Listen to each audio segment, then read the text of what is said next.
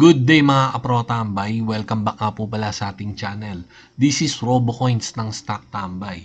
And for today's video, mag-aral muna tayo ng risk management. Pero bago yan, remind ko lang pag natapos mo tong video na to, please like and subscribe. Okay, let's go! Okay mga kapro-tambay, so ito na nga ang pinakamatagal nating hindi na i-upload na most requested video.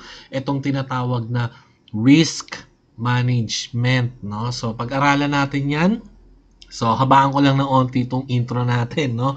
So, may time ka pa magtimpla ng kape at medyo isisiksik ko na dito mga protamba yung basic to advanced na pag-aaral about risk management, no? So, inilagay natin itong video na to sa category ng day trader and scalping strategy mga protambay. Kasi itong risk management na to is seryosong pag-aaral to at dapat maunawaan mo to. Yung mga newbie mga kaprotambay, hirap na hirap intindihin ang tinatawag na risk management, no? So matagal na silang nagte-trade pero hindi pa rin nila lubos na nauunawaan ang risk management. Okay? So, umpisahan natin mga kaprotambay. Timpla lang kayo ng kape at tayo is mag-aaral. No? First of all, itong pag-aaral na to is based po ito sa aking experience at sa aking pagkaunawa. No? So, hindi to based on the book. No? So, yung mga professional na manonood nitong video na to, maaaring marami akong maling masabi dito. Pero itong video na to is sinisikap ko na masiksik mga kaprotambay at ma-deliver ng tama based sa aking pangunawa. Okay, so yun lang. Start tayo. Ano nga ba ang risk management, mga kaprotambay? Kailangan ba natin to? So, bilang trader, so nagtitrade po tayo halos araw-araw or linggo-linggo tayong nagtitrade.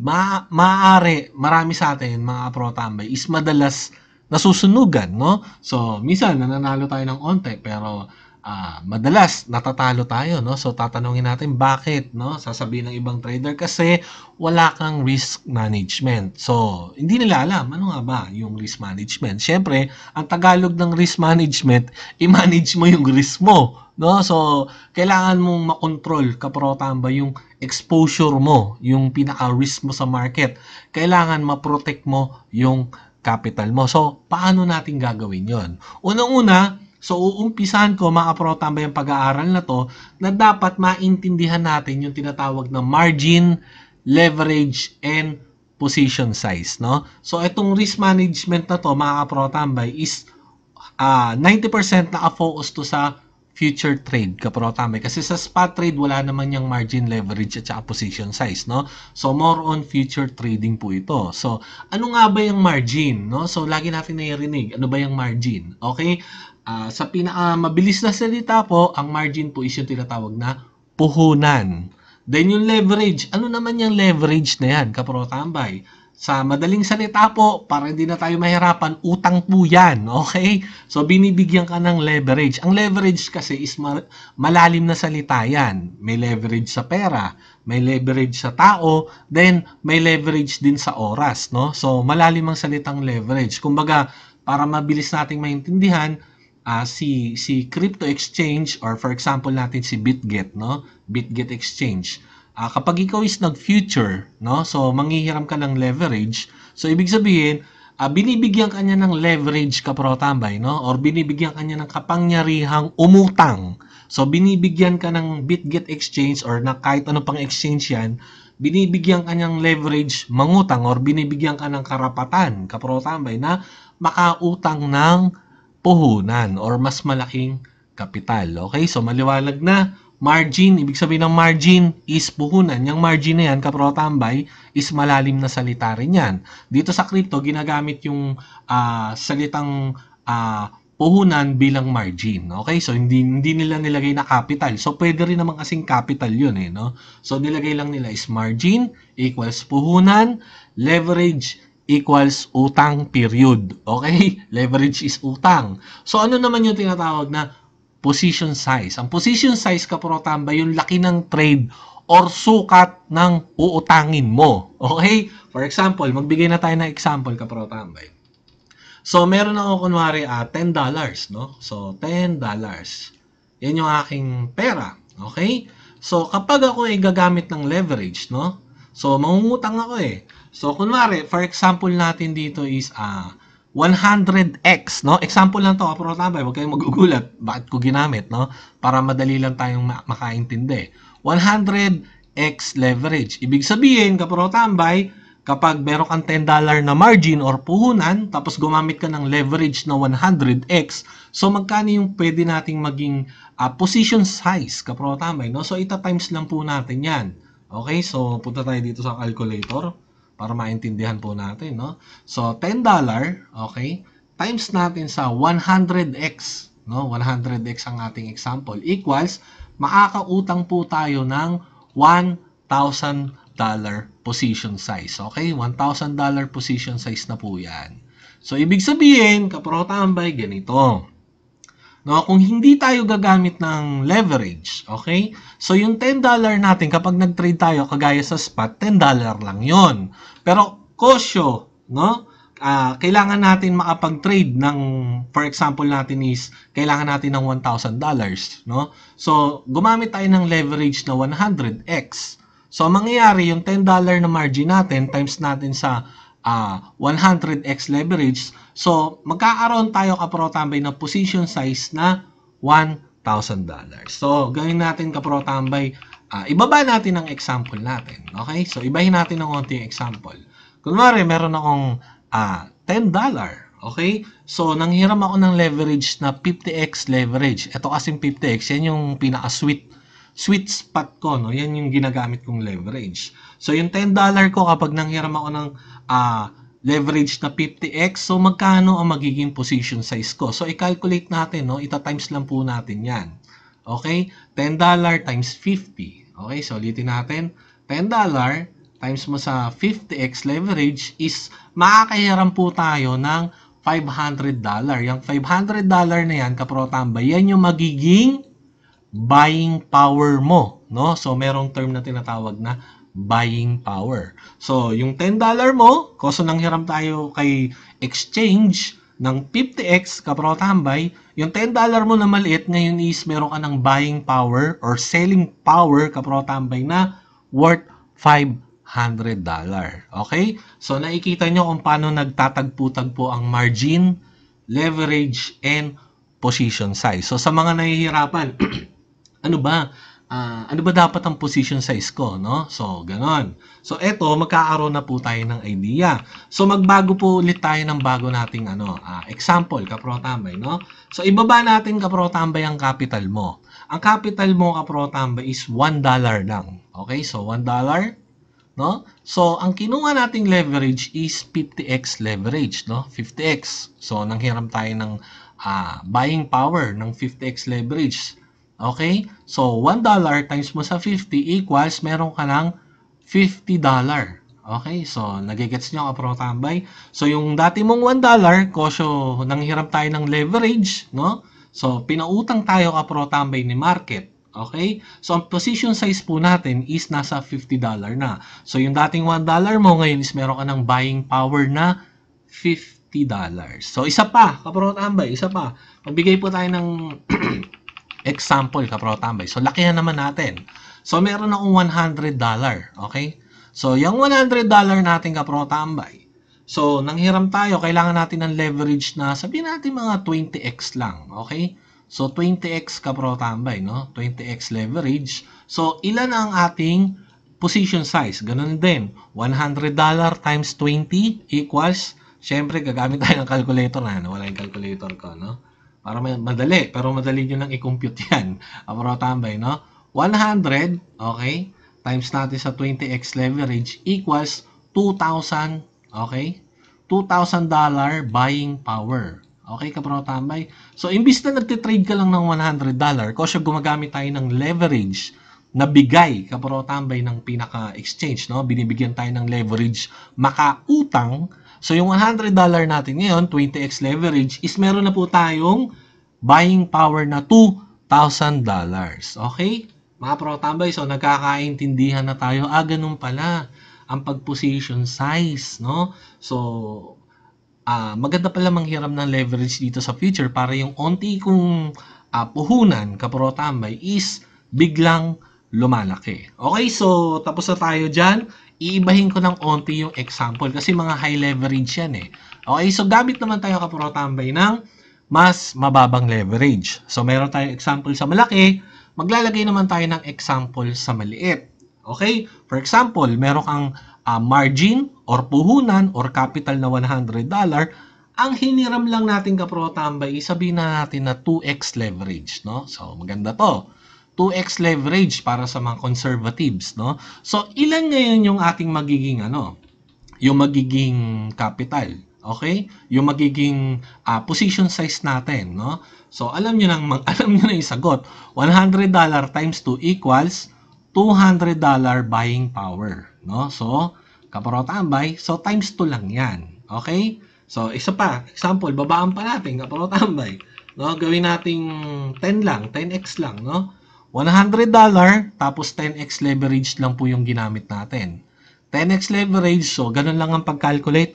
$100 capital or margin times mo sa 10x leverage equals is 1,000, okay, dollar buying power. So kailangan nating i-breakdown po. Baka magkamali pa ako sa pagka-calculate eh. $100 times mo natin sa 10. Teka lang, wait. Times 10 equals $1,000, no? So, tama tayo. Dinouble check ko. Teka lang na. Nasarado ko eh. So, naiintindihan natin kaprotambay na ganun pala, no?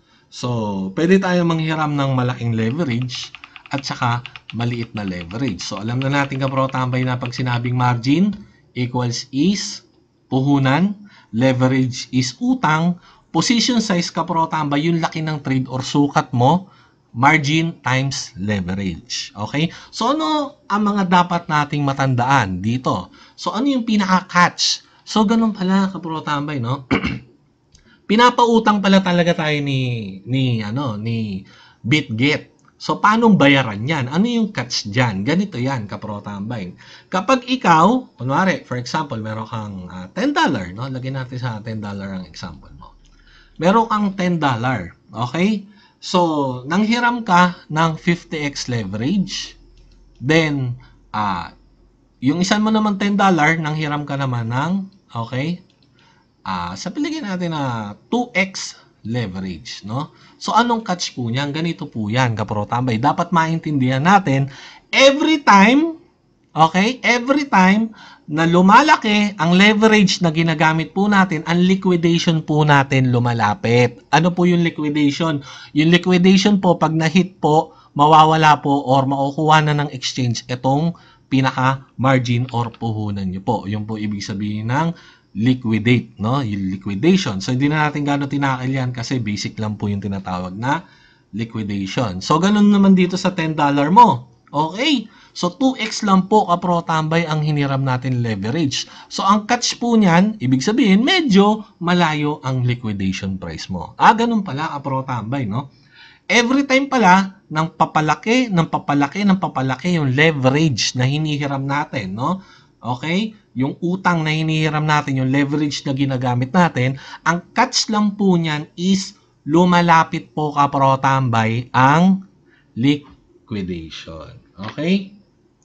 So, sagutin natin mga kaprotambay yung mga ilang katanungan dito sa leverage, no? So, isa sa example na tanong is, mas malaki ba ang kita kapag gumagamit ng high leverage compare sa low leverage? Ang sagot po dyan, kaprotambay, is same lang po, no? Hindi porket gumamit ka ng malaking leverage is malaki na yung kikitain mo. Hindi rin ibig sabihin na gumamit ka ng low leverage is maliit na yung kikitain mo. Ang sagot po dyan, kaprotambay, ang panalo po or ang kita po is hindi po nakadepende sa leverage po, no? So, ang leverage lang po, kaprotambay, ginagamit po natin yan para makahiram o kaya makakuha ng malaking position size, no? So, ginagamit natin ang leverage para makahiram kasi ang leverage is utang. Pero pag sinabi sa mas malaki ba ang kikitain, kaprotambay, kapag malaki ang leverage na ginamit mo, i-compare mo sa maliit, is ang sagot po dyan is same lang po. So, magbibigay ako ng example, kaprotambay, no? For example, gumamit tayo ng tinatawag na meron kang margin na $10, no? So, ito yung gagamitin natin example, $10. Okay? So, meron tayong 100x leverage. So, yan yung gagamitin natin example, no? 100x leverage, $10 times 100 kaprotambay equals 1,000 size buying power kaprotambay, no? So, yung $10 natin, gumamit tayo ng 100 leverage, meron na tayong $1,000 size kaprotambay. So, ang gagawin naman natin dito sa isa, meron ka namang $100 capital. Okay? So, yan yung gagamitin nating example. So, ang ating leverage lang is 10x. No? So, mas maliit kaprotambay compare mo naman sa 100. So, ang gagawin natin, $100 margin or capital times 10x leverage equals same lang po yan. $1,000 buying power. So, nakikita nyo kaprotambay, no? So, itong maliit na capital natin, kosyo maliit siya, so, ang target kasi natin is, kailangan natin ng position size na $1,000, no? So, gumamit tayo ng 100x leverage. Ito is for example lang, kaprotambay, no? Huwag niyong gagayahin yan. So, yung $10 natin, nagkaroon lang tayo ng $1,000 buying power. Okay? Then, ito namang $100 natin times 10x leverage, no? So, mababa lang yung leverage natin, equals to $1,000 buying power. So, same po kaprotambay ng position size. Ngayon, anong pinagkaiba ng dalawa? Ang pinagkaiba po niyan, itong $100 kaprotambay, ay 100x leverage na to is mas malapit po ang liquidation niyan. I-compare po natin sa 10x leverage, malayo po ang liquidation yan. Pero kaprotambay, ang buying power is same, no? So, dahil sa gumamit tayo ng maliit na leverage, mas malaki yung margin natin na kinakailangan para makakuha tayo ng $1,000 buying power. Then, ito naman po, kaprotambay, kasi gumamit tayo ng 100x leverage na malapit ang liquidation, no? So, mas maliit na pera lang po yung nire-risk natin o yung margin na gagamitin natin. So, $10 lang po. So, paano natin kaprotambay nasabi? Okay? Na yan is same price lang. Or same lang yung profit na kikitahin kaprotambay nang gumamit ng 10x and 100x. So, dito gagamit tayo kunwari ng resistance to. Then, ito yung tinatawag na support, no? Okay? So, gamit tayo kunwari dito. Halimbawa, dito is $10 ang price ng Bitcoin.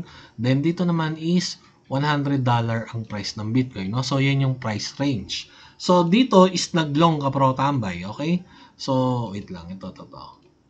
Wait, gamitin natin tong long. Kunwari, naglong dito yung gumamit ng $10 kaprotambay. No? So, naglong siya. Target niya ito pag na-hit yan. So, gumamit yung $10 na may 100x leverage. Dito siya nag-enter sa $10 kapag na-hit kaprotambay ang kanyang target. For example lang is nag-profit siya. Halimbawa lang, no? For example lang, $20 ang profit niya. Okay? So, yung isa naman kaprotambay nag-long din. Okay? So, yung may $100 capital na gumamit ng 10x leverage. So, same lang po siya kaprotambay, no? Okay? So, ang target din po niya kaprotambay is ito, itong nasa taas. So, ito, ang liquidation po, kaprotambay ng gumamit ng mas malaking leverage, sabihin na natin itong red is liquidation, no? So, malapit lang. Then, kaprotambay ito namang $100 na may 10x leverage, sabihin na natin liquidation niya is malayo, no? So, kapag kaprotambay na hit ang same target nila, ang profit po nila is same kaprotambay. Bakit nag-same? Kasi same lang po sila ng position size kaprotambay, no? So, ito is may $1,000 buying power. Itong gumamit ng tinatawag na 100x leverage. Ito naman is 1,000, okay? Buying power din na gumamit din ng 10x leverage. So, makikita natin kaprotambay, no? Same sila ng enter, same sila ng target. Kapag na-hit po yan, same lang din po sila ng profit. So, ang pinagkaiba po, no? Ang pinagkaiba, mas malapit po ang liquidation kaprotambay nang gumagamit ng high leverage, no? I-compare natin sa mababang leverage. So, dapat kaprotambay is maunawaan po natin yan at hindi na tayo magtalo-talo kaprotambay, no? At dahil naunawaan na natin to, so, hindi na tayo mauuto na pag sinabi lakihan mo leverage mo, lalaki profit mo. Hindi, same lang po yan kasi nagtatalo po ang profit po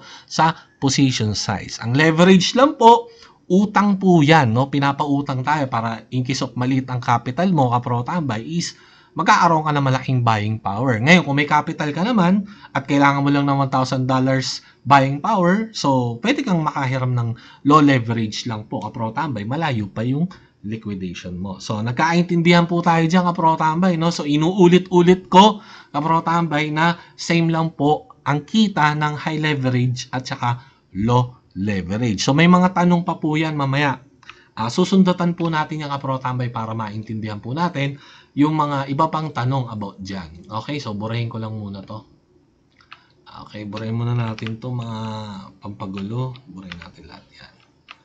Yan, burahin natin. Ngayon, ang tanong na susunod natin na tanong dito is about sa fee. Okay, so ito kasi kapro-tambay general question to eh. Kapro-tambay, kapag po ba lumalaki ang leverage or size, yung leverage mo is tumataas po ba yung fee? Lumalaki rin po ba yung fee? Compare mo sa pag mababa po, kapro-tambay, ang tinatawag na leverage is mababa din ang fee. Ang sagot po dyan, parehas lang po. High leverage, low leverage, same fee lang po. Kasi po, kapro-tambay, ang fee po is nasa position size po kinakalculate. No? For example po, kapro-tambay, no? Bibigay po tayo ng example. Ito po kasi ang ginagamit ko is 4,000 size po, no? So, ganyan po ako, kapro-tambay, gumamit or ganyan po ako mag-trade. Okay, yan po ang ating tinatawag na size, no? So, ang margin ko po niyan, kapro-tambay, is $80, no? $80. So, ang leverage ko po diyan is 50x. Okay, so i-calculate po natin. Calculate po natin. So, $80, no? So, ganyan natin. $80 times po natin sa 50, okay? Meron po akong $4,000 buying power, no? So, yan po yung position ko. Ngayon, magkano yung fee na binabayaran ko dyan, kapro-tambay? Ang binabayaran ko po dyan is nasa 0.001 equals, wait, mali ako ang calculator, no?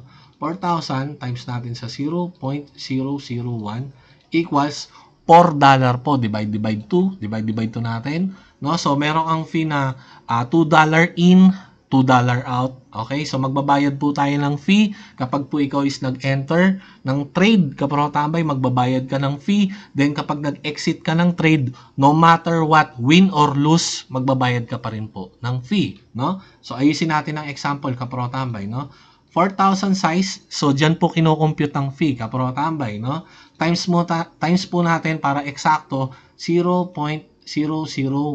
Yan po yung pinaka-eksaktong fee po, no, sa tinitradean ko ng BitGet is 4.8 po. Divide 2, ibig sabihin, nagbabayad po ako, kapro-tambay, ng $2 or $2.4 kapro-tambay kapag po is nag-enter ako ng trade. Then, magbabayad po ulit ako ng another $2.4 kapag ako po is nag-exit ng trade, no? For example, ito. Okay, so trading history. Okay. So, may kita po natin dito, no? So, ito po yung profit natin, no? Position P&L or profit and loss. Kung makikita natin, nag-close po tayo ng profit ng $16. So, meron po akong opening fee na 2.3.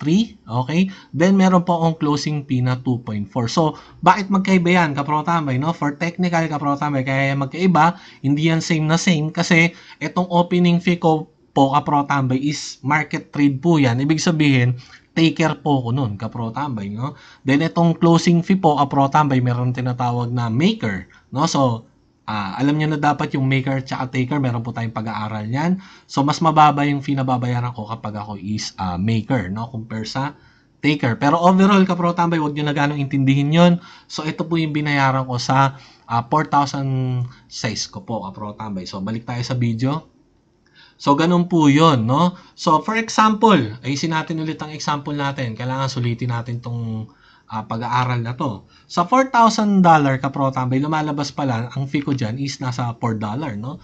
So, kunwari, meron naman akong $1,000 size, no?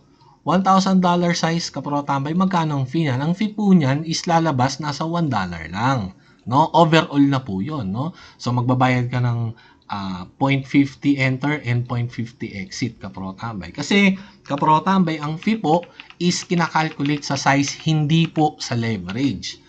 So, kapro-tambay pala, pag pala gumamit ako, for example, ng $10, no? $10, okay? So, same lang natin example natin, no? Gumamit ako ng 100x leverage, okay? 100x leverage. So, meron akong 1,000 buying power. Okay? So, ang fee po niyan, kapro tambay, is $1, no? $1 total na po yun, in at saka out. So, ito naman is $100 margin or capital, no? So, nanghiram siya ng 10x leverage, kapro tambay, no? So, ang kanyang buying power din is same lang din po yan, $1,000 buying power. So, ang fee po niyan, kapro tambay, same lang din po, $1 lang din po, no? Divide 2, no? $0.50 enter and $0.50 exit. So, makikita nyo, kapro tambay, yung fee is naka-calculate po sa position size, hindi po sa leverage. Okay? So, nagkakaintindihan na po tayo dyan. Isarado na natin yung ano na yan, mga tanungan na yan. Maliwanag po yan. Okay? So, next naman tayo, kapro tambay, sa ating pag-aaral. Okay?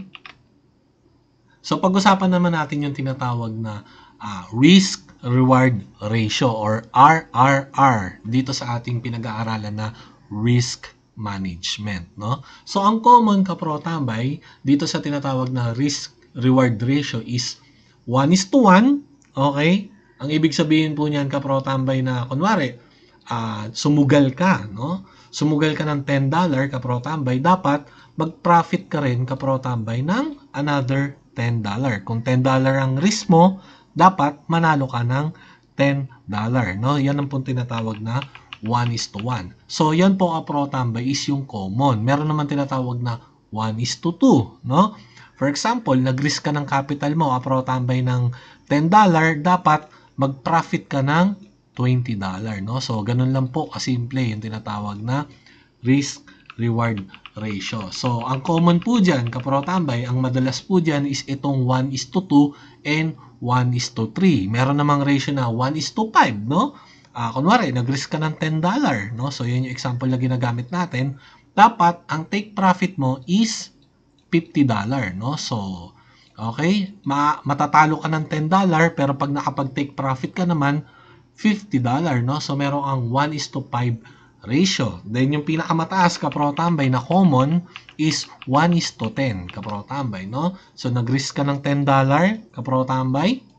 So, kapag ikaw is nag-take profit or mag-out ka, dapat is yan is nasa $100 profit, no? So, ipakita natin, kapro tambay, yung scenario. Okay? So, for example, gagamit tayo ng 1:1, no? So, ito yung price range natin ng Bitcoin, $10 to $110, no? So, kunwari, nag-long ka rito, ang gamit mo is 1:1, kapro tambay, no? Okay? So, ito. So, kunwari, nag-risk ka dito ng $10, no? So, mag-out ka ng profit is $10 din. Yan po is 1:1. Dito naman, 1:2, no? Kunwari, nag-long ka ulit, no? For example lang, ganyan. Okay? So, same risk lang po yan, no? Risk ka ng $10, then profit ka ng $20. So, dito naman, kapro tambay, sa example natin na isa is 1:5. Okay? Or 1:3 na. Kasi common to, kapro tambay, no? So, nagre-risk ka ng capital mo na $10 kapalit ng $30, kapro tambay. Then, ang next po niyan is yung tinatawag na 1:5. Nag-risk ka ng $10, kapro tambay, out ka ng $50. So, naiintindihan na po natin na ganun lang pala kasimple yung tinatawag na risk-reward ratio. Ngayon, kapro tambay, itong pinakahuli, ito yung tinatawag na 1:10, no? So, for example, nag-long ka dito sa $10, okay? So, ang out mo, itong $110. So, ang risk mo lang, kapro tambay, dito is $10. So, nag-trade ka eh. Okay? So, ang target mo is 1:10, dito ka mag-out sa 110. Kapro tambay, 1:10, kapag na-hit yan, magpa-profit ka po ng $100, no? So, yan po yung tinatawag na 1:10. So, madali lang po intindihin ang tinatawag na risk-reward ratio. Kasi ang common po dyan, kapro tambay, is 1:2, 1:3. Yan po ang madalas na ginagamit dyan. Itong 1:2 and 1:3. No? So, itong 1:10 ay hit din po yan, nagagamit din po yan.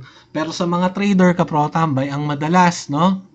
Lalong-lalo na sa mga scalping is 1:1, 1:2, and 1:3. Pero mas gamit na gamit ang 1:2 at 1:3. Itong 1:5 and 1:10, mga swing trader po ang gumagamit yan or madalas na gamitin yan. Mga swing trader na po or position trader kasi medyo malayo na po ang 1:10 and 1:5. So, ang madalas lang po gamitin po is 1:2, 10, 1:3. No? So, yan lang, kapro tambay. No? So, simple lang yung tinatawag na risk-reward ratio. Kapag ikaw is scalper, kapro tambay, 1:1, good. 1:2, good. 1:3 is good. No? Kapag naman ikaw is scalper na kagaya natin na nagte-trail stop, no? Yung manual trailing stop, minsan nakakakuha po tayo ng higit pa sa 1:10. Minsan 1:30 pa. Kapro tambay, no? Jackpot pa nga, 1:100. Minsan nakukuha yun, pero yun is minsan lang po, no? Ang madalas po na nangyayari is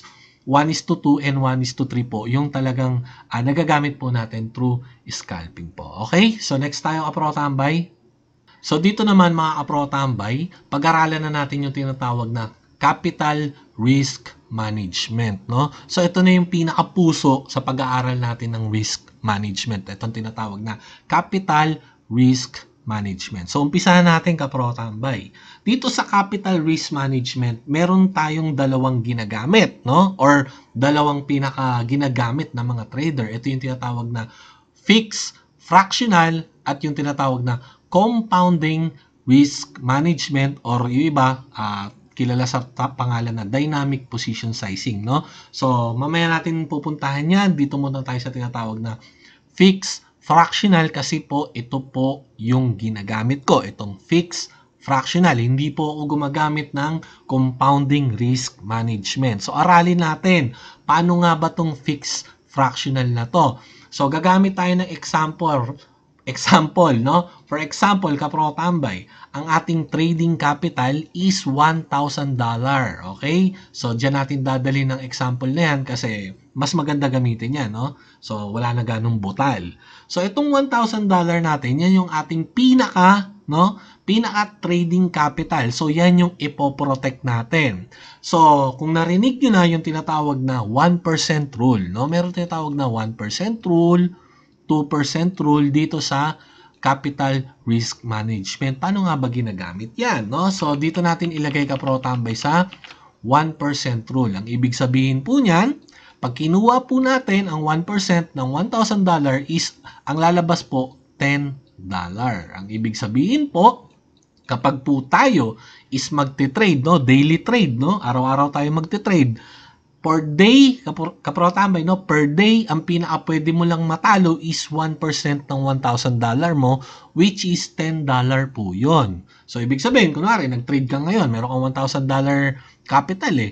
Ang pinaka ipang titrade mo lang is yung $10 mo. 1% po ng capital mo. Para in case, kapro tambay, na matalo, no? Matalo yung trade mo ngayong araw na to, $10 lang po yung nabawas sa $1,000 mo. So, kinabukasan, magte-trade ka ulit, hahanap ka ulit ng entry, ang pinaka-risk mo lang per day, no? Per day or per trade is 1%. Mga kapro tambay. Meron kasing trader, kunwari, $1,000 ang capital niya. So, ang gusto niya, 3 trades per day, no? 3 trades pa lang gagawin niya sa isang araw. So, ang gamit niya po is 1%.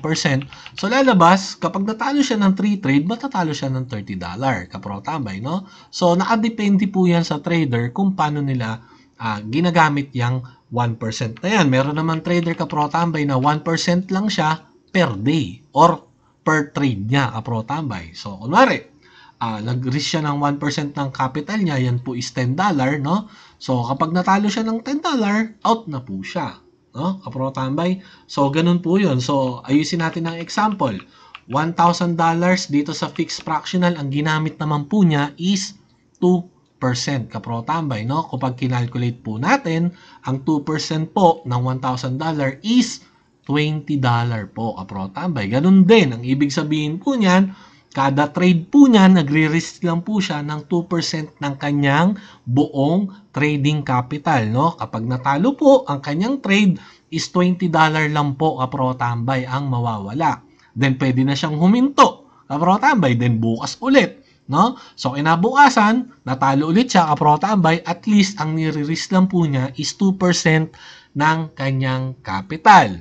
So, for example, ulit, kapro tambay, yung trader na yan is gumamit ng 2%. So, ang sabi ng trader, Sige, 2% po ng capital ko ang iti-trade ko, 3 trades per day, kapro tambay, no? So, tatlong talo, out na siya.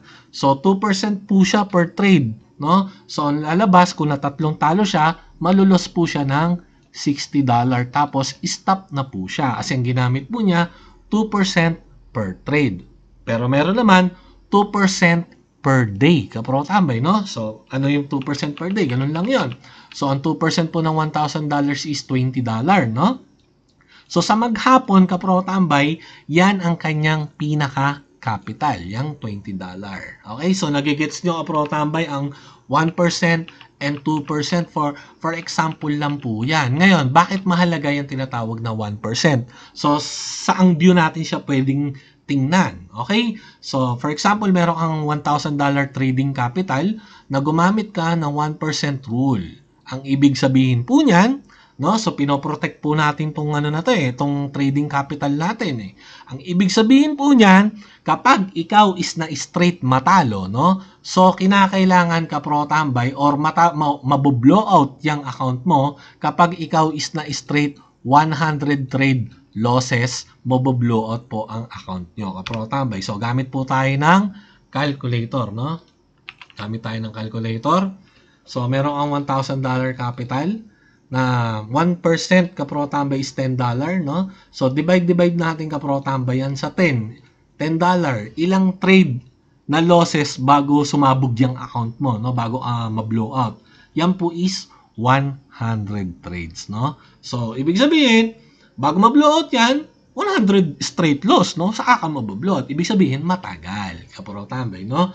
So, gamitin natin kapro tambay ang 2%, no? So, ang 1,000 po, ang 2% po niyan is $20, no? So, ilang trade kapro tambay ang magagawa mo bago sumabog yung 1,000 trading capital mo gamit ang $20, no? So, divide po natin yan sa 20. Ibig sabihin, 50 trades kapro tambay, no? 50 trades, blowout na po yung account nyo. Okay? So, ibig sabihin pala, itong tinatawag na capital risk management, yung 1% rules and 2% rules, yan po ang nagpo-protect sa capital natin.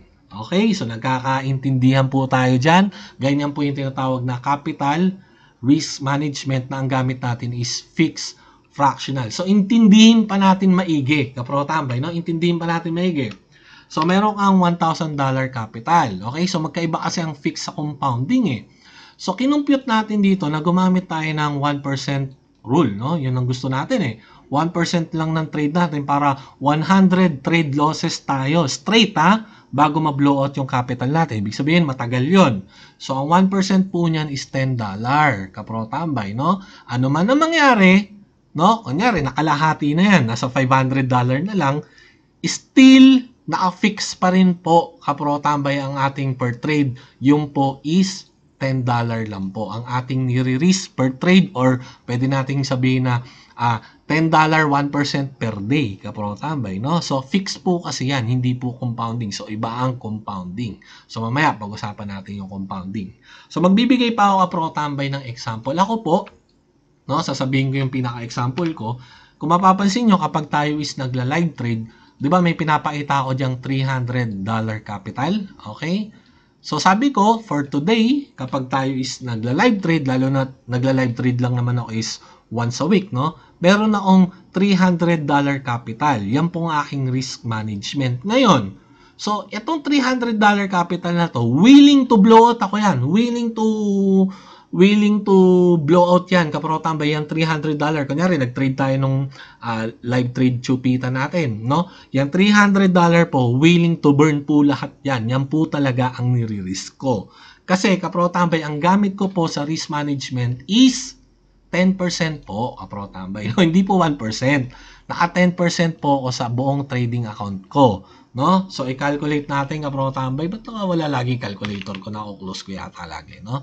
So, yung $300 ko, kapro tambay, na willing to risk, no? So, 10% po yung aking ginamit na risk, kapro tambay, sa aking trading capital. Ita-times lang po natin sa 10 yan. Ang total trading capital ko is $3,000, kapro tambay, no? So, kinukuha ko yung 10%, yan po yung nire-ready ko, kapro tambay.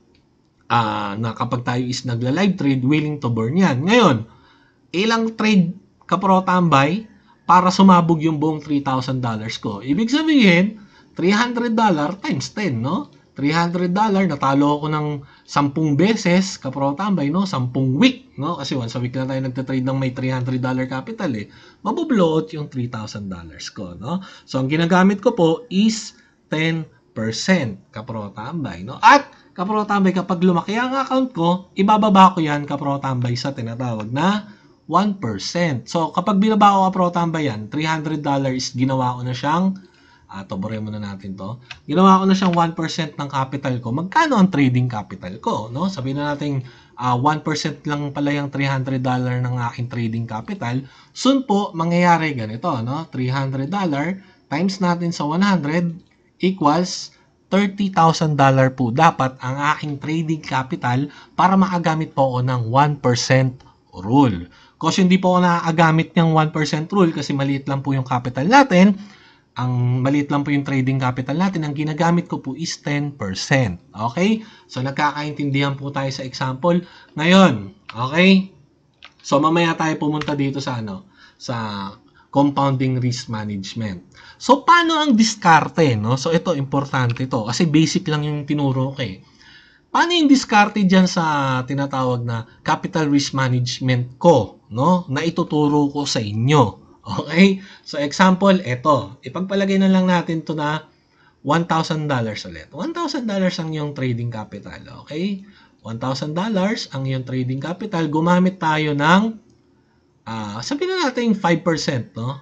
5% ng capital mo, kapro tambay.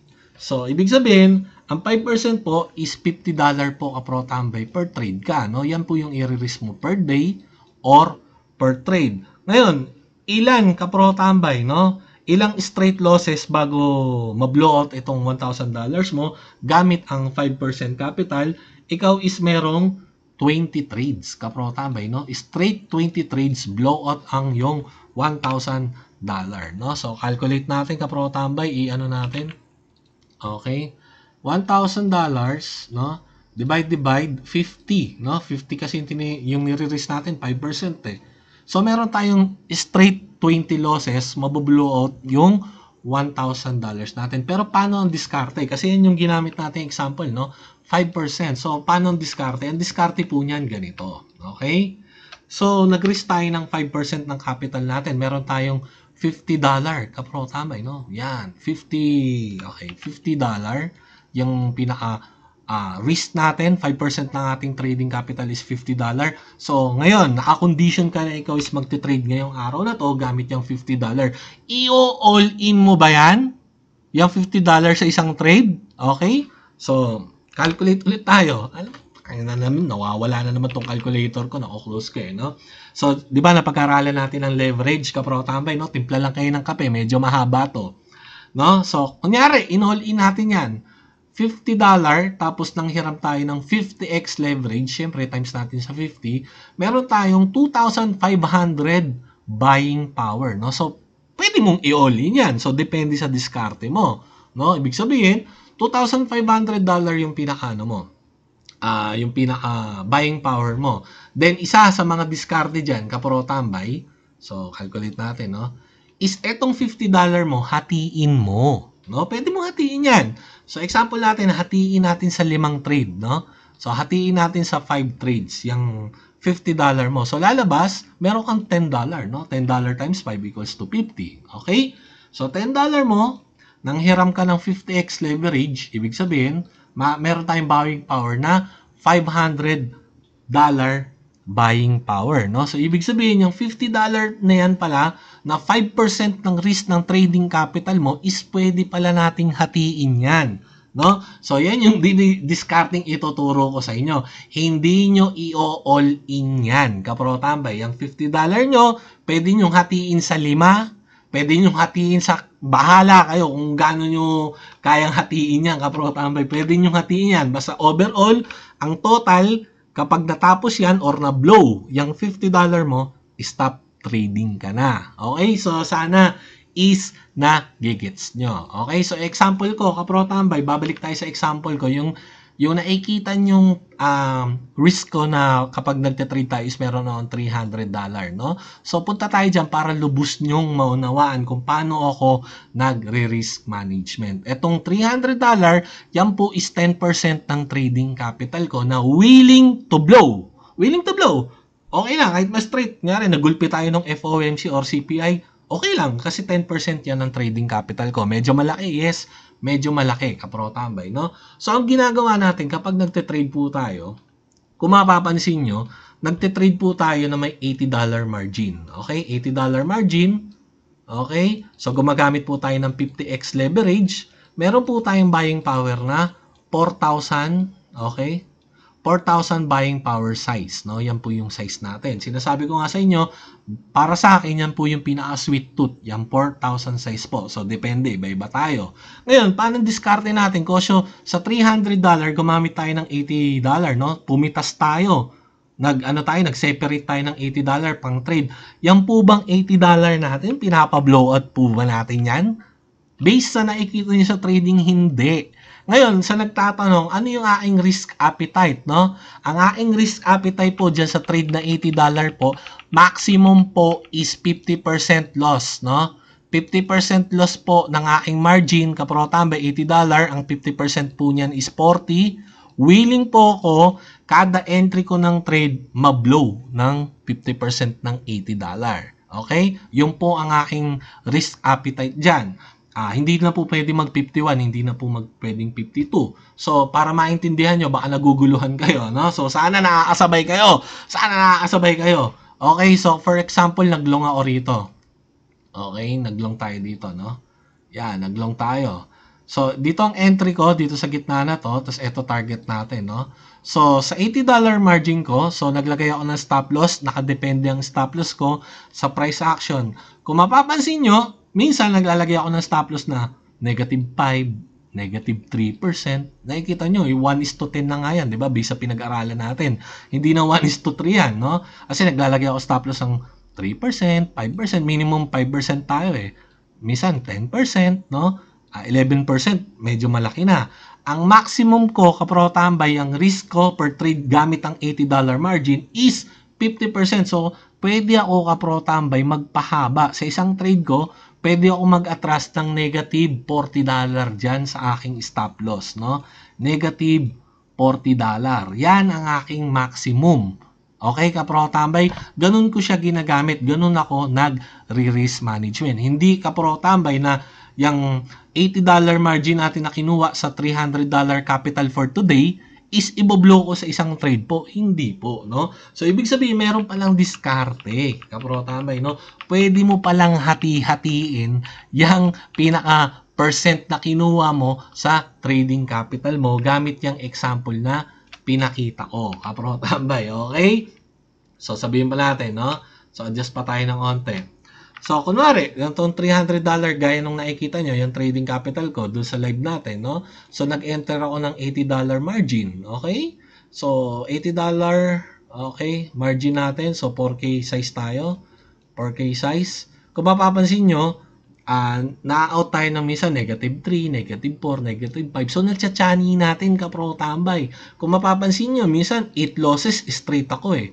8 losses straight, tapos overall loss ko $20 lang, no? Malabo pa, malayo pa dun sa kalahati nito na $40, no? So, 1/4 pa lang ng $80 margin, kapro-tambay, 8 loss na dire-diretso na yon, kapro-tambay, no?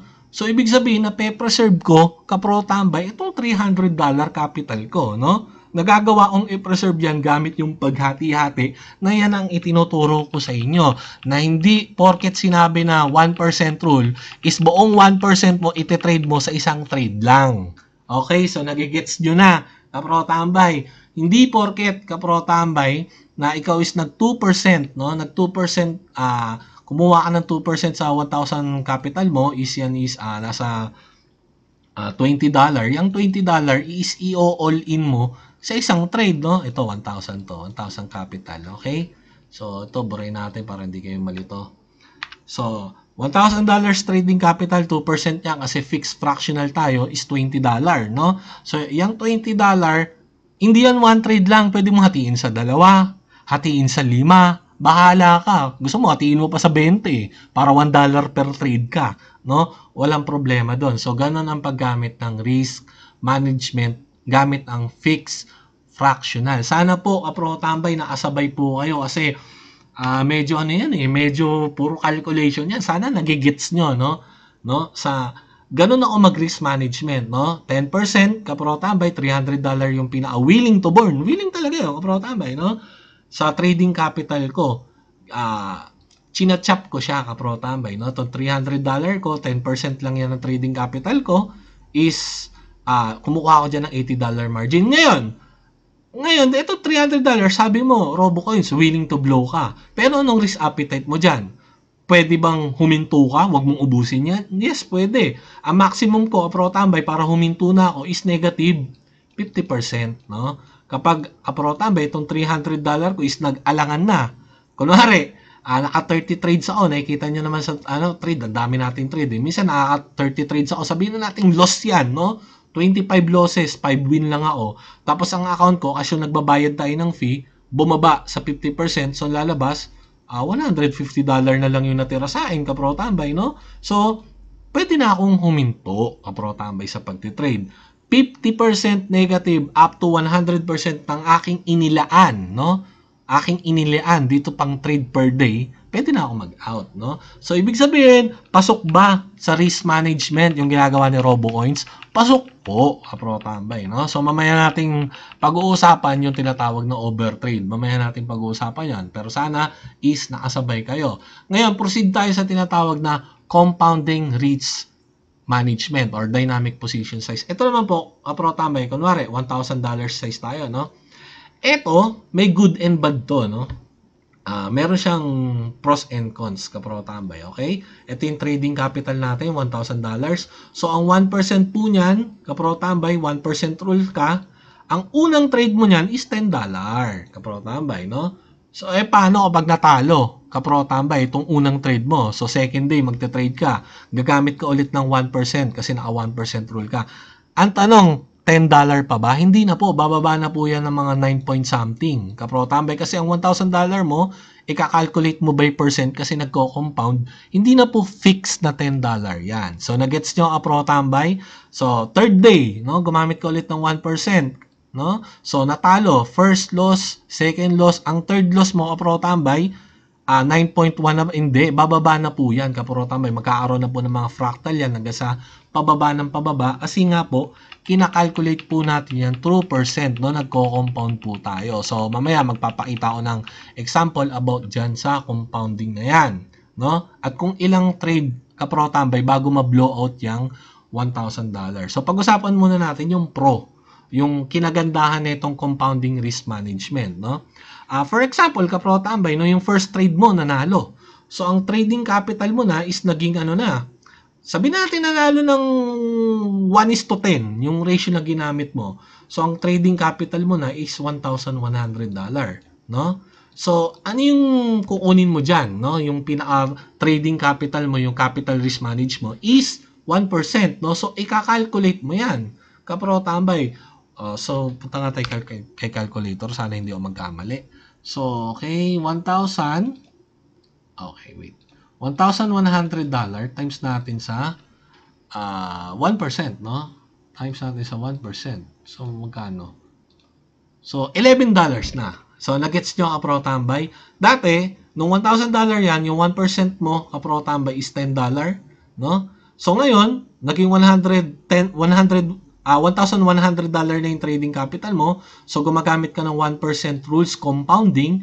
So, ang per trade mo na ngayon is $11 na. So, nagigets nyo? So, habang tumatagal, kapag ikaw yung lumalaki ang capital mo, lumalaki na rin ang per trade mo. Hindi kagaya sa fixed fractional. Kunyari, $1,000 ko, naging $1,100 din, no? So, still, fixed pa rin ako, no? $10 pa rin ako per trade, kapro tambay, gamit ang 1% ratio sa fixed fractional. Pero kapag ikaw is compounding risk management, naka 1% ka, kinabukasan pag 100 1,100 na yung trading capital mo, $11 ka na. So, lumalaki, no? So, mabilis ding lumalaki ang account mo, kapro tambay, kapag ikaw is na compounding risk management. Ang bad side, kapro tambay, no? Yung hindi ko lang gusto, kapro tambay, dito sa compounding risk management, kapag nababawasan kasi, kapro tambay, yung account mo, no? So, gumagamit ka ng 1%, 2%, or 5% risk mo, or rules, no? Yung tinatawag na rules per capital, lumiliit yung ano mo, yung trading power mo. Lumiliit siya, okay? So magpapakita ako ngayon ng pinaka sample calculation, no? So ini-ready ko na po 'yan. Sana po is naintindihan niyo po yung ating paliwanag diyan. Okay, so ito po yung sample ng ating fixed fractional $1,000 trading capital bilang ng loss bago ma-blowout ang account mo. Kapag ikaw is gumamit ng 1%, kaprota, by 100 trade bago matalo, 2%, 50 trade bago ma-blowout, 5% account, 20 trade bago ma-blowout ang 1,000, 10% kaprotambay ang ginamit mo, okay, na risk is 10 trade, blowout ang $1,000 mo. 20%, ito malala to kasi totoong may gumagamit ng 20%, no? 5 trade lang blowout account mo. Okay? So, ito yung bilang ng trade para ma-blowout yung account mo. Pero, kaprotambay, grabe naman yan. Straight losses yan. Hindi naman ganoon, no? May panalo rin naman, so tatagal, no? No? Dahil sa risk management, tatagal ang ating trading capital. Okay? So, eto kaprotambay, ito yung tinatawag na compounding risk management dynamic position size. $1,000 trading capital, okay? Bilang ng loss bago ma-blowout ang account, kaprotambay, lagay nga natin to. So, 1%, 115 trades. 2%, 57 trade. 5%, 28 trade. 10%, 15 trade. 20%, 7 trade lang. No? Kung mapapansin nyo, kung i-compare natin siya rito, so mas marami kang trade na magagawa dito sa compounding habang bumababa. Ang problem lang yan, mas maliit. No? Kahit masabihin natin 7, 15, 28 trades na lang yan bago ma-blowout, paliit yun. So ito yung pinaka-example. No? Sa 1%, account after 5 consecutive losses, ang magiging price mo na lang, ang magiging capital mo is 951 sa 1%. Account after 5 consecutive losses, kapag ikaw is 2%, no? Ang account mo, pag na-straight ka ng 5, is 903.92, no? So, makikita yung sample completion. So, itong 903.92, ika-calculate mo dyan ng 2%, yun yung next trade mo. So, ito yung pinaka-example ng compounding. Hindi ko na gano totally mapapaliwanag yan kasi compounding yan, which is, alam nyo naman yun, kaprotambay, no? So, ako is fixed fractional, kaprotambay. So, pag-usapan natin, kaprotambay, nung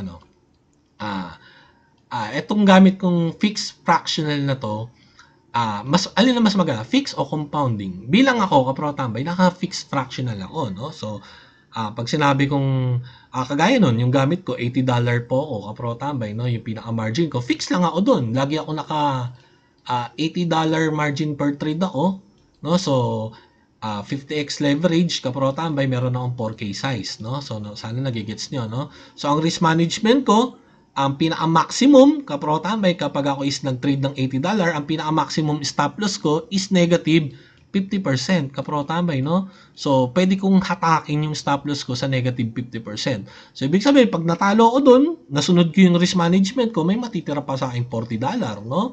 So, lalabas, sa capital ko na 300, meron pa akong 260. Kaprotambay, no? Kasi $40 lang yung natalo. Pero in reality, dahil tinuruan ko kayo mag-chop niyan, kaprotambay, so mapapatagal nyo. No? Mapapatagal nyo, magkakaroon na kayo, matututo na kayo mag-risk management na ganun pala, no? Yung tinatawag na capital risk management mo, hindi pala isang trade yun. Pwede mong chop-chopin yun. Pero ano ang pinakamaganda, kaprotambay, na risk management? 1%, 2, 5, 10, 20, ganito po yan. Kapag malaki na po ang account nyo, talagang malaki na, 1% po is the best.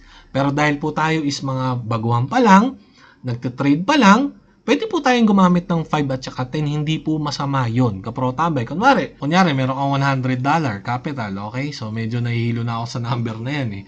So, 5% kaprotambay yung gusto mong kunin kasi nga, maliit lang. So, meron kang $5, no? $5 per trade, okay? So, ilang trade kaprotambay bago ma-blowout yung $100 mo gamit yung 5% mo. So, ibay natin, $100 no? Divide 5 equals 20, no? $20. Ay, 20 trades bago ma-blow out tong account nyo po, kapro tambay, no? So, calculate natin. Na-ex ko tong calculate na to, Kunyari, meron kang $100, divide natin sa $5, meron kang sure na 20 trades, straight losses bago ma-blow out yung account mo. So, ang tanong, nai-straight ba yan? Siyempre, hindi naman, no? Kahit paano, may panalo naman dyan. So, ibig sabihin po, ang point ko po, hindi po masama gumamit ng 10, 5%, 10%, 20% sa trading capital mo kapag maliit pa po ang capital mo. Kasi, kapag maliit ang capital mo, gagamit ka ng 1%, maluoy. Mawa ka naman, no? Ang liit ng trading capital mo. Kapro, tama, kagaya ko, nakikita nyo, $300 na po yung willing to lose ko per day, pero 10% po yun ng account ko.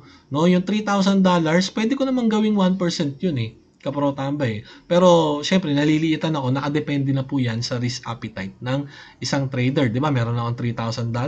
Pwede ko po yung kuha na ng 1% trade, kapro tambay, no? Or 1% ng $3,000, pwede kong kunin yun bilang trading capital ko, no? Yung capital risk management ko. Pero ang ginawa ko po is 10%, kapro tambay. Okay? So next tayo.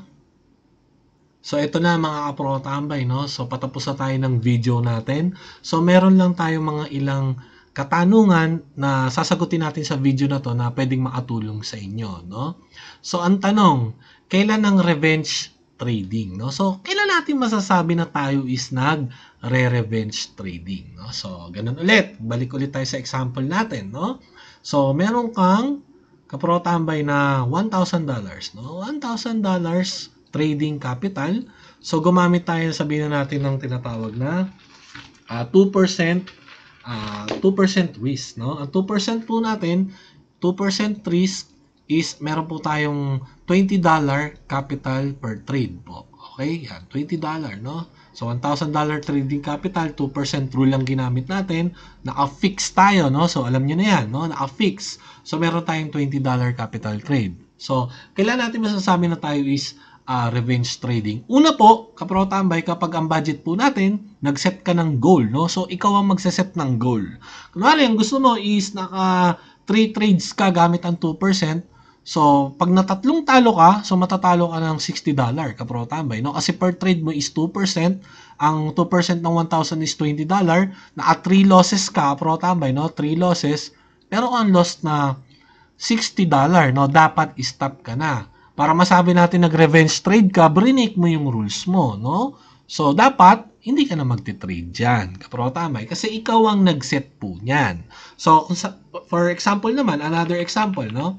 So, fix lang tayo, 2% ng $1,000 is $20, no? So, ni one trade mo yan, one trade, isang alagwa lang yung $20 mo, natalo, no? Dapat, hindi ka na magti-trade kasi ikaw ang nag-set ng goal na one trade per day ka lang, no? So, minaksimum mo na tong $20 mo, kapro tambay, no? So, inalagwa mo na yan. Kapag natalo ka, ngayong araw na to, negative 2% ka lang sa account mo, talo ka ng $20, stop ka na. Kapag nag-trade ka pa, kahit isa pa, overtrading na yon, no? Revenge trading na po yon. Ngayon, kapro tambay, ganito, no? So, i-example natin siya sa kagaya ng ginagawa ko, no? Kunwari, trading capital ko is $1,000. 2% po ng $1,000 is $20, no? So, itong $20 ko, ito yung gagamitin kong pang-trade per day ko, no? So, ngayong araw na to, yan $20. Ang ginawa ko, kapro tambay, chinap ko sa 20 yan, no? So, halimbawa, chinap ko sa 20 yan. So, 20 divide by 20 is $1, kapro tambay, no? So, ibig sabihin, bago ma-blow out itong $20 ko, kinakailangan akong matalo ng straight 20 losses bago ma-blow out to. Okay? Nagigets nyo, kapro tambay? Then, kapag okay, na 20 losses ako at na-blow out itong $20 ko, no? Stop trading na po ako. Hindi ako pwede mag 21 trades pa. Kasi nga, doon na tayo papasok sa revenge trading. Paano ka pro tambay? No? Naka 10 losses straight ako, no? Revenge trading na ba 'yon? 'Yon, doon tayo nagtatalo. Kaya minsan natatawa ako at medyo naaawa. Doon na siya nagsasabi, nakakita ng kasi minsan nagla-live tayo, kapro tambay. Straight 15 loss, straight 8 loss, straight 20 loss, no? Minsan meron akong straight 20 loss. Talaga minsan nangyari yun eh. Sa scalping na ginagawa ko. Sabi, RoboCoins, ikaw ay revenge trader na. Revenge trading. Mali. Kasi nga meron akong pero na risk management na sinusunod. Minsan yung 20 loss natin straight or 10 loss natin, yung $300 na nakalaan per trade na per day ko, minsan $40 loss lang yun eh. Kapro tama eh. Kasi chinachap natin out tayo sa $3, $2 loss, $1 loss. Minsan ang overall lang straight 20 loss ko, $40 lang. So ang layo pa. May 260 pa ako kapro tambay sa account ko ng willing to lose, no? Then ang pinaka-maximum risk appetite na ginagamit ko dyan, pinoprotect ko rin yan kahit paano is 50%, no? Malayo pa sa $150, kapro tambay. Malayo pa, no? Kaya kung mapapansin nyo, no, minsan talagang nabubugbog tayo ni market. Natatalo po ako kapro tambay sa live natin. Ang pinakamalaking talo natin is $200, no? So halos lampas na sa 50% kapro tambay yung talo ko doon. Pero revenge trading pa ba yun? Hindi revenge trading. Bakit? Hindi ka magre-revenge trading kapag pasok ka pa sa budget kasi meron kang budget, meron kang risk management. Yun ang hindi nila nakikita na alam mo sa sarili mo yon. Ngayon, alam nyo na, kapro tambay, no? Minsan naaawa na lang ako, nakakita lang 8 sunod-sunod na talo. RoboCoins, ano ka na? Revenge trading na yung ginagawa mo. Mag-stop ka na, hindi ka marunong. Ay, nako, natatawa na lang ako, kapro tambay, na naaawa. Kasi hindi nila alam ang buong concept ng risk management. Ngayon, mag-comment kayo, kapro tambay, kung tutol kayo sa paliwanag ko, no? Kung revenge trading na ba yung pasok ka pa sa budget. Kunwari, ang budget ko, kapro tambay, is $300, no? $300 willing to lose kasi 10% yan ang trading capital ko eh, no? Okay, so diyan tayo sa example ko. So ang gagawin ko, kapro tambay, lahat yan willing to lose, pero kung maaari, risk appetite ko 50%, dapat mag-stop na ako, no? Kumbaga may busina, pagdating ng 50%, busina na yon, pot, pahinga ka na. Pero kung talagang nagkakaalagwahan, willing to lose ang $300, no? Pero sa 50% negative, no? Negative 50%, bubusina na yung account ko. RoboCoins, medyo kalahati na nawawala mo sa 300, baka kailangan mo na magpahinga, no? So, ang tanong, revenge trading ba yung ginagawa mo? Hindi. Kapro tambay, hindi ka revenge trading kasi ikaw is pasok sa budget. Kapro tambay, no? Kaya minsan magugulat kayo, $100 loss tayo, nag-out na tayo, no? O, part pa ng discipline mo yun. So, kung negative $100 pa ako dyan, kapro tambay, meron pa akong $200 dito sa balance ko, no? So, yung $100, sabihin natin mga 15 loss straight yan, kapro tambay, no? So, may panalo ko, 3, 4, sabihin na natin ganun, no? So, ang tanong, revenge trading ba yan? Hindi revenge trading. Bakit? Kasi pasok ka sa budget. Ngayon, kailan ka, kapro tambay, papasok sa revenge trading kapag ikaw is out of budget. Ngayon, paano tayo nagbabudget? Gamit yung risk management, kapro tambay, na example ko, yung fix at saka compounding. Kapag ikaw is nag-fix ng 1, 2, 5 o 10% ng trading account mo, yan yung budget mo. Kapag ikaw lumampas dyan, kapro tambay, sa sinet mong budget, overtrading na yon. Kaya dapat is mag-stop ka. So, maliwanag tayo dyan, kapro tambay, kung kailan nag-overtrade ang isang trader. Hindi porket nakakita ka ng 3 loss, 5 loss, 10 loss consecutive is nagre-revenge trading na siya sa pang-11, sa pang-6, sa pang-4, no? Na trade hindi kasi ang bawat trader po is meron po yung budget, kapro tambay, no? So, pwedeng 1% per day, no? Or pwede ring 1% rule, 3 times a day siya magta-trade. So, tatlong 1% yun. Negative 3% siya kapag na-blowout ka. So, maliwanag na po tayo dyan. Sarado na po natin yan, yung revenge trading. So, alam na natin, hindi na tayo pwedeng mauto, no, na mga nang uuto. Di ko lang ito masagot sa live gaano eh. Pero ito yung complete tutorial. Kaya sinasabi ko na hindi tayo revenge trading. Okay? Gets nyo na, kapro tambay. Basta nasa budget ka, hindi ka revenge trading, no? So, natatalo, loss ka, kapro tambay, hanap ulit ng position, no? Natatalo, hanap ulit ng position, no? Kaya tayo nag-i-stop loss, kapro tambay, para makahanap tayo ng another opportunity. Kinakailangan po natin mag-stop loss, kapro tambay. Okay?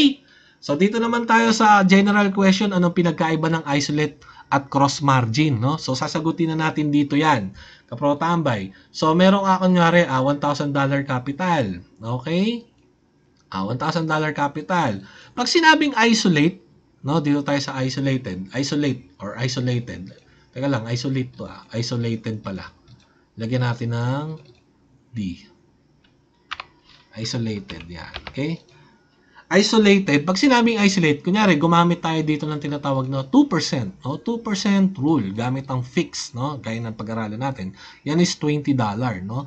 Itong $1,000 mo, nandito po yan sa spot wallet mo. Okay? Then, itong $20 mo, nasa future account mo na. So, ibig sabihin, itong $20 mo, in-isolate mo, no? Inilipat mo, no? In-isolate. Kapro tambay, sineperate. No? So, in-isolate mo yan kapag kapro tambay against sa'yo yung market, no? Na-liquidate ka, wala kang stop loss. Ang stop loss mo, liquidation. Ang matatalo lang po sa'yo is $20 po, kapro tambay, no? Kasi nga po, yan po is naka-isolate, isolated, no? So, yung $1,000 mo na nasa actually hindi na $1,000 yan, no? 1,980 na, no? For correction. Nasa spot wallet mo, so meron kang $20 na pang trade sa future, in-isolate mo, no? So, naka-isolate. Kapag natalo ka, na-liquidate ka, yan $20 lang po. So, ano naman po yung tinatawag na cross margin? Ang cross margin po, ganito, no? So, meron kang $1,000 dyan, pumunta ka dito sa future account mo, naglagay ka ng $20 dito gamit ang 2% mo na fix. Wala pong liquidation yan, malayo po. Ang liquidation po niyan, yung buong $1,000 mo. Kaya hindi po to advisable sa mga newbie, kapro tambay, no? Kapag kunyari, nag-long ka, tapos bumagsak ang market, magugulat ka, $20 mo, negative $300 ka na, kapro tambay, no?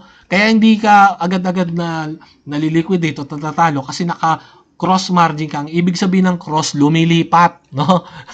Lumilipat, kapro tambay, nangunguha ng pera sa spot, no? Cross country, no? Cross, lumilipat, no? So, imbis na maliquidate kaya hindi ka kaagad ililiquidate ni market, kukross siya or lilipat siya sa spot account mo para titingnan kung may pera ka pa doon para ang liquidation mo lumayo. Kapro tambay, okay? So, gets na tayo dyan, kapro tambay. Pinagkaiba ng isolated at cross. Isolated, in-isolate, yun lang yung matatalo. Ang cross, kapro tambay, kumukross, lumilipat sa account mo, matatalo ka dyan, kapro tambay, no? Kaya hindi mo pwedeng gawing stop loss ang liquidation mo. Bilang advice, isolated po tayo, kapro tambay, okay? So, at least, pinakita ko lang sa inyo yung pinagkaiba ng isolated at cross. Sinama na natin dito yan sa video na to kasi nasasabay yan sa pagtatanong sa pagtitrade. Okay, next question. Kailan ginagamit ang high and low leverage? Okay, so gising pa ba? Gising pa ba, kapro tambay? Malakas pa ba? So, napag-aralan natin ang high leverage, low leverage. Ang pinagkaiba niyan, kapro tambay, no? So, ang pinagkaiba lang pala ng high at saka low, lumalapit ang liquidation. Pero sa price, sa profit, no? So, same lang, kapro tambay, no? So, kailan ginagamit ang high and low leverage? Okay, so dito tayo, kapro tambay, example tayo rito. Kunwari, ito yung resistance, then ito naman yung support, no? Okay? So, $100. Ito naman po is $10 price, no? So, sabihin natin price yan, no? Price. So, ganito po yan, mga kapro tambay. Ang high leverage, ginagamit po yan ng mga scalper. Okay? Kapag ikaw is nagpa-fast in, fast out, mag-high leverage po kayo. Huwag kayong matakot. Di na kayo matatakot kasi napag-aralan na natin about leverage. No? Matatakot pa ba kayo? Hindi na. No? High leverage po yan, kapro tambay, na ang liquidation lang po malapit. Ang tanong, magpapaliquidate ka ba? Hindi, kasi maglalagay ka ng stop loss, kapro tambay. No? So, tinuruan ko na kayo mag-chop. No? So, alam nyo na yan. Big sabihin, dito sa pag-aaral na to, hindi na po tayo matatakot gumamit ng mga high leverage kasi natutunan pala natin, kapro tambay, sa risk management is pwede pala natin chapin, no? Hindi pala all in yun, hindi pala inaalagwa yun, pwede pala natin chapin, no? Kunwari, $20, no? Itong stop loss mo dyan, $20, so gawin mo lang, stop loss ka ng $1, $2, no? Naka-high leverage ka pa, kapro tambay. So, ginagamit po ang high leverage ng mga scalper ng fast in, fast out. Ngayon, kailan naman po ginagamit ang mga low leverage, no? Yung 2x, 1x, 5x, 10x, kailan ginagamit po 'yan? Ang gumagamit po niyan is mga position trader or yung mga swing trader kasi po sila po is nagbi-build ng position. For example, kapro tambay, no? So, ito yung price ng Bitcoin, okay? Okay. Ayan, no? So, ang price ng Bitcoin, kasi ito is resistant, ito yung support. Nyari, umakyat yung price. Gumanyan, no? Ayan. Sabihin natin, ganyan ang ginawa ng price. Tapos, ine-expect ka pro tambay ng trader na bababa ang price, no? Every time na umakyat ka pro tambay, ang price ng Bitcoin dito sa resistance level, ang position trader, ka pro tambay, at ang mga swing trader is magbi-build ng short position, kapro tambay, no? So, paano nila ginagawa yun? So, ganito po yan, kapro tambay, no? Kunwari, ang target, kapro tambay ng isang trader is makabuo siya ng, lagay na lang natin to sa example ko ha, hindi na natin palalakihin. 4,000 size ang kinakailangan niyang buuin. Every time na pumupunta yung price sa resistance, kunwari dito, bumay siya ng 1K. 1K size, okay? Umangat, okay? So, dito, sabihin natin dito, sa next level, meron siya ditong 2K, no? Ay, 1K ulit, 1K ulit, 1K, nag-short ulit siya. So, meron na siyang 2K size. Dito, pumasok ulit, 1K size ulit. Di meron na siyang 3K hanggang sa mabuo niya, yung target niya na 4,000 size ka pro tambay, no? Kapag nabuo niya yung 4,000 size na yan, nakakapag-build siya ng position. So, halimbawa, 1, 2, 3, 4, no? 4 na beses siya diyang bumuo ng tagwa 1,000 size equals of 4,000 size ka pro tambay. Bakit siya gumamit ng low leverage? Kasi ka pro tambay, ini-expect niya na pwedeng mag-spike up ang price. Para kunwari dito sa zone na to, so maglalagay tayo ng no?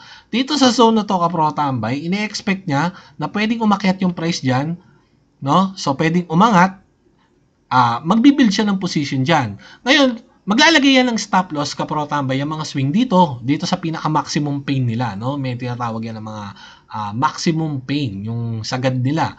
Kapag ang price is umakyat pa dito, i-close nila na lahat ng position nila ng talo. Pero kosyo ka pro tambay, nagbi-build sila ng position, kinakailangan nila ng hindi malapit na liquidation, no? Kinakailangan nila ng malayong liquidation. Kaya gumamit sila ng low leverage. Kasi pag gumamit yan ng high leverage at nagbi-build ng position, baka liquidation yan nandito. Madali silang ma-out ka pro tambay. So, yung mga gumagamit ng low leverage, mga swing trader at nagbi-build ng position, so malalayo ka pro tambay ang niyan, ang estimated na liquidation price para makapag-build ng sizes yung mga yan or position.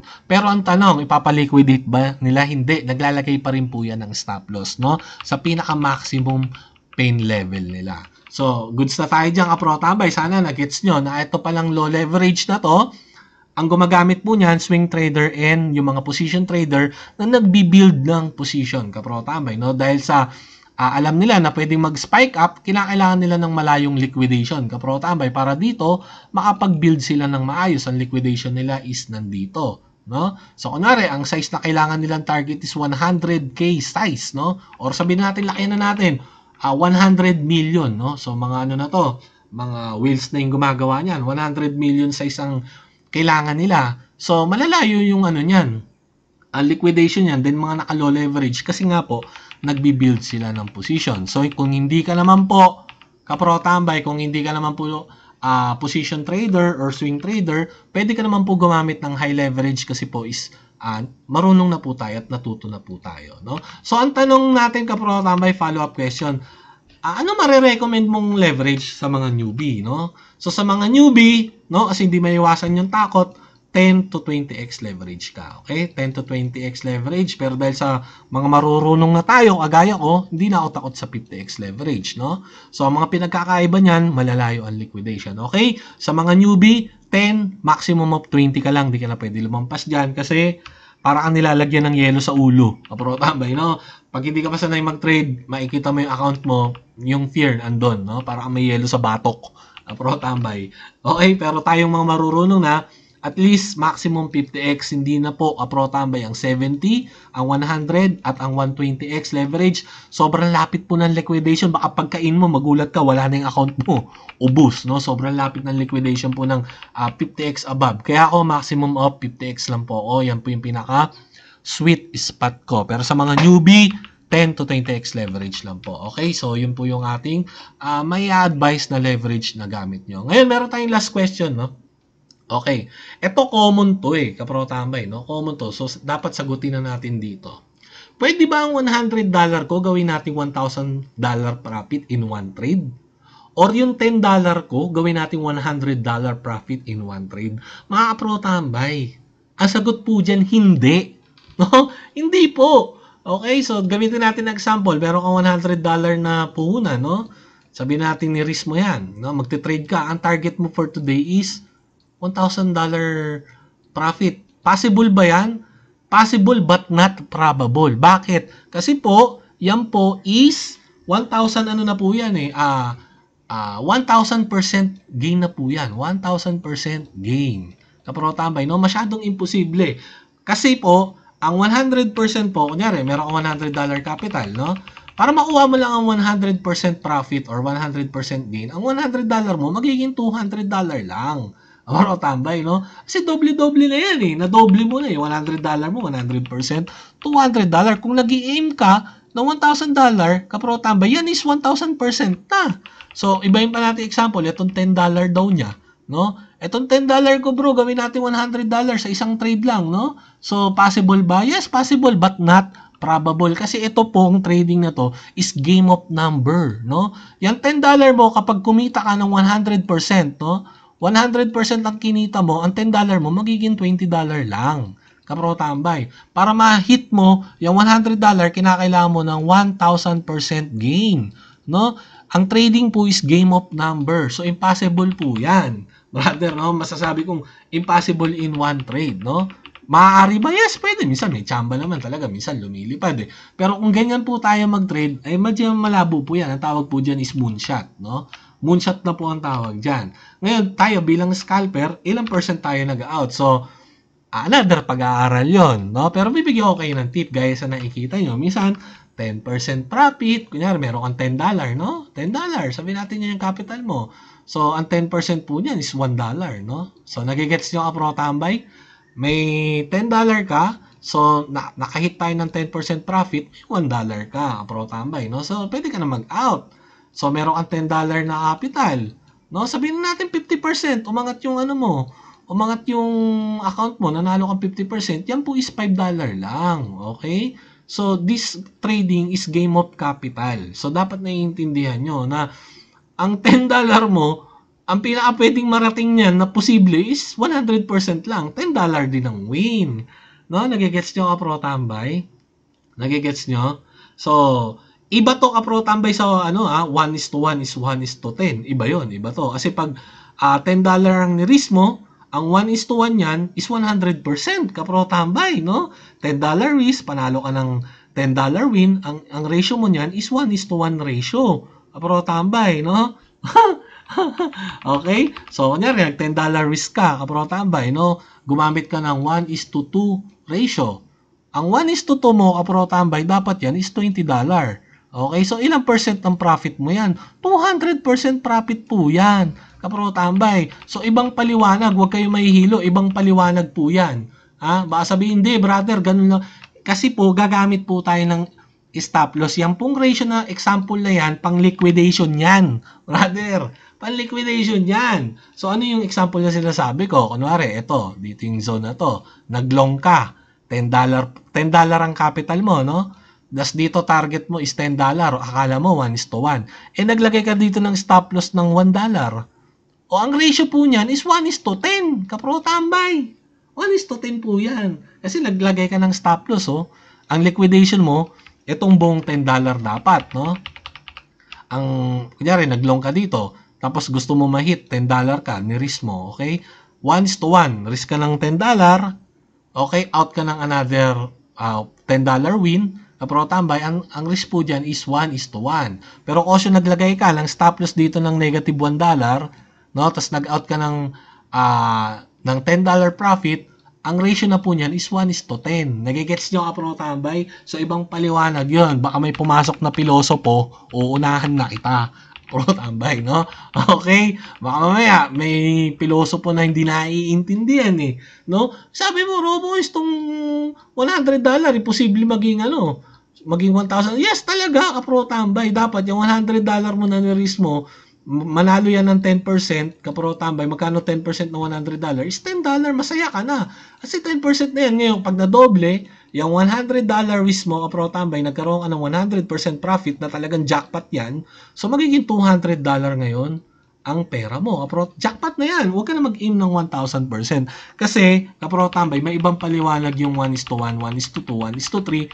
Kapro tambay, yung sample ng 1:1, 1:2, 1:3, yun ay kung ipapaliquidate mo, kapro tambay, yung tinatawag na capital trading mo. Kunyari, $10. O sabihin natin $100, no? 1:1 ratio gamit mo. 1:1 ratio. Okay, dapat mag-profit ka ng another $100. 1:2 ratio ka pro tambay, dapat is $200. Ang usapan dyan, kung ipapaliquidate mo to. Nagigets nyo ka pro tambay, kung papaliquidate mo yung $100, scalper ka na ngayon. Ka pro tambay, meron ka $100, di may all-in yan, dahil at tinuruan ko na kayo ng technique. Cut ka lang dito ka pro tambay, stop loss ka ng negative $10, no? O, ganun, ka pro tambay, tapos out ka rito. Panalo ka dito ng another 10, 20, or $30.